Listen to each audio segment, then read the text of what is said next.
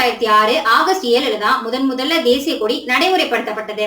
ஆனா ஜூலை 22 1947 தான் ஏற்றுக்கொள்ளப்பட்டது. பிங்களி வெங்கையா அப்படிங்கிறவர் தான் தேசிய கொடியை வடிவமைச்சாரு. கதரால செய்யப்பட்ட தேசிய கொடி சுதந்திர போராட்டத்துல அந்நிய துணிகளை எரித்த காந்தியால பிரபலமானதுதான். வேற துணியால செஞ்சோம் அப்படின்னா 3 ஆண்டு சிறை தண்டனை. அந்த அளவு கதர் துணி இந்திய கலாச்சாரத்தோட ஒன்றுபட்டது. கர்நாடகால காதி கிராமோதயா சம்யுக்த சங்கம் தான் இந்தியா முழுவதும் கொடி செய்யறதுக்கான உரிமை பெற்றது. காவி நிறம் தைரியம் தியாகத்தையும், பச்சை நிறம் பசுமையையும், வெண்மை நிறம் உண்மை தூய்மையையும் குறிக்கும்.